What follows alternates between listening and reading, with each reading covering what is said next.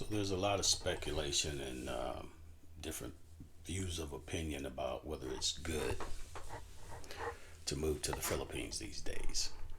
I um, I think I'm coming at it from a different perspective than a lot of the YouTube videos that I've seen recently because they're focused on men going over and looking for wives or girlfriends or even single men going over to sample the wares.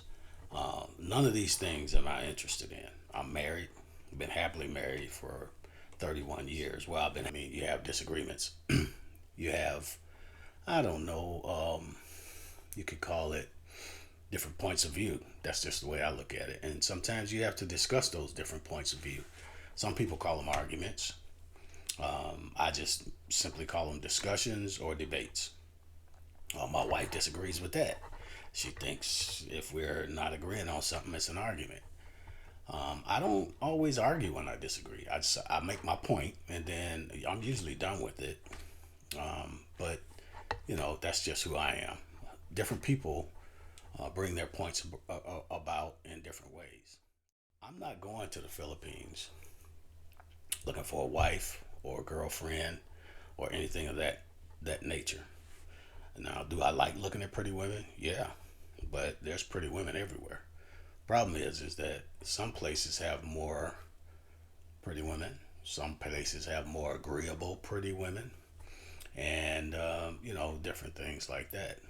Myself, me, I'm going there looking for a nice plot of land that me and my wife can build her dream home on because she was born and raised up until she was about 14 in the Philippines. And then she moved to the United States, finished her high schooling and a little bit more school. I met her when she was 22 and we got married. We've been married ever since. Actually, we got married when she was 23, going on 24, closer to 24. But marriage is the key.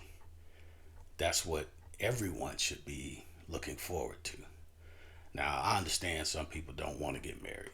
That's fine. Some people don't want to have kids. That's fine too.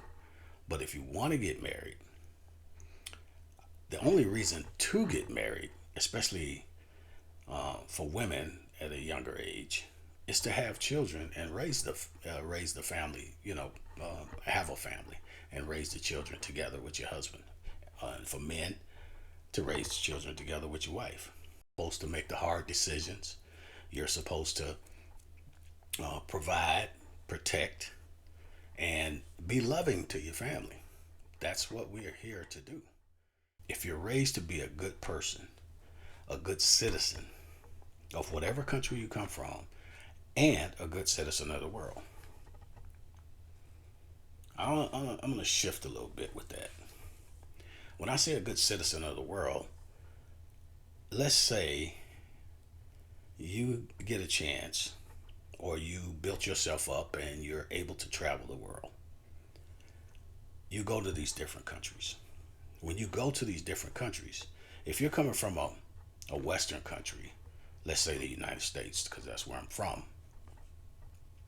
when you go there, you don't go there and look down on people, especially if you go to third world countries or, whatever they want to call them. I don't consider anybody a first, second, or third world because I've traveled extensively throughout the world, not all over the world, but I've traveled all of Southeast Asia, pretty much over the whole Pacific. I've been to the Western Africa, excuse me, Eastern Africa, uh, in the Indian Ocean area. I've been to the Seychelles Islands. I've been to Kenya. I've been, and I can name off a bunch of different places I've been to, not only in Africa but the Middle East. I've been to countries in the Middle East. I've been to Dubai. I've been to Abu Dhabi. I've been to Bahrain, Saudi Arabia. A lot of these different places.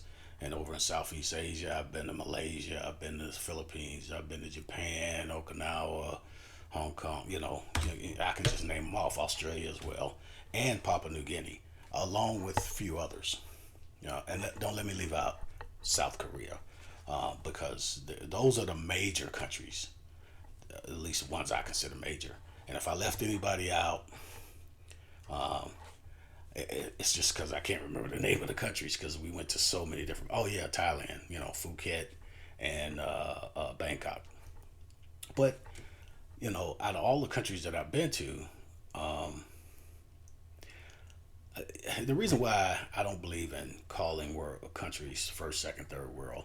I mean, yeah, there's different levels of standards of living or levels of living, I should say, and it's all based on the standard income of the country.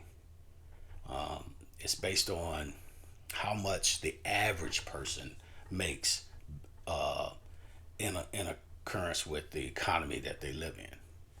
So in America, we say we're supposed to be the richest country in the world, and that's probably true.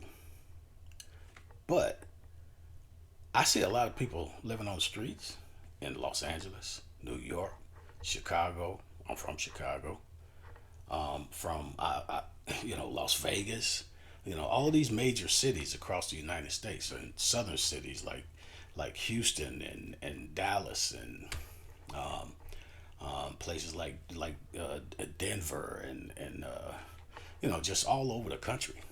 If we're so rich, then why aren't we taking care of our people? If we're so rich, why aren't we taking care of our people? In a first world society, if that's what you want to call it, you would think that we would look out for our elderly, the children, veterans, and anyone else that has, like, I don't know, medical or mental issues. They should come first. That's who should get the first tier of help. That's who should be, we should be reaching out to and trying to help. Getting, why are so many people homeless? Why are veterans homeless? We, as veterans, have put ourselves in harm's way. We signed a contract, gave up our pretty much gave our lives to the U.S. government, who controls the military, and between the Congress and the president, they send us to all these different places around the world to either tamp down violence or show a force and to fight wars. Now, you got these guys that have gone over and done that, and they're suffering from mental health and other issues, and they're out on the street, on our streets right here in our country. Congress, get off your ass. Do something about it. Let's go out. Let's have build up, put something together. Well, people, you send people out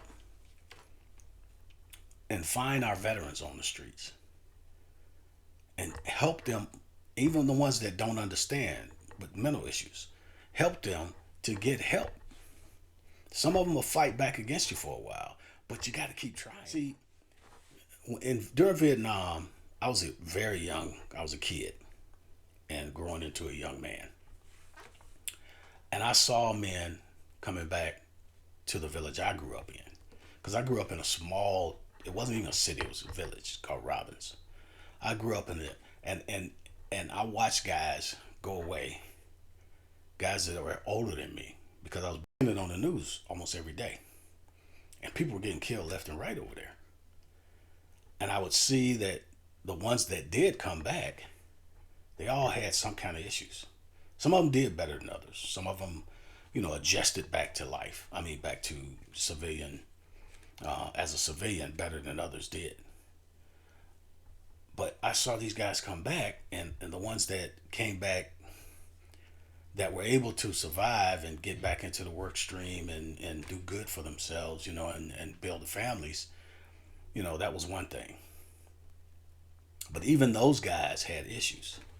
And I'm not going to call any names, but I know one particular person that I was very close to. He came back from Nam And he really, really did his best to try to make it work, but he had issues. He's still alive today, and he's doing okay, thank God, and thank the family for their help and other people in the community that helped.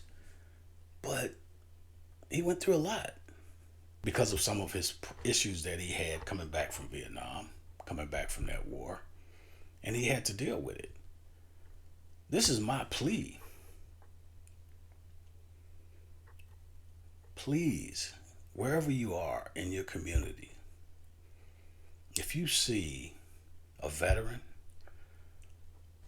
an elderly person, a kid, or anybody for that matter, on the streets asking for money, take a good look at them, and then look at your surroundings. If there's if it seems safe to you, stop it and ask them what's wrong, or just give them a little money. Give them a couple dollars. You'd be surprised. Even a dollar could help. Because if everybody that could or that would stop and give them a dollar, that might help them out. And I know you might be thinking, oh well, what if they're a drug addict or whatever? That's why I said stop and look, assess the situation, and assess your surroundings. Because the second thing, one thing you don't want to do is stop and go help somebody, and you're in a bad area, or bad things are happening around you, and you feel like you might get hurt, or somebody might try to rob you. Then in that case, just keep going. But if it's safe, take the time out of your day to stop and help somebody. Now I know someone else that he has a catchphrase for that. I won't use that because that's his catchphrase. But I will say this: if everybody that had the urge to help someone actually did try to help someone, as long as it's a safe situation, this world would be better today. Now I know I said a whole lot here. Some of it made sense, some of it tied in, some of it didn't. I just, this is me rambling. And in case you haven't, go back and watch the beginning of my vlog, and you'll see that this is me, Willie Cook, just being me. Thank you for the time.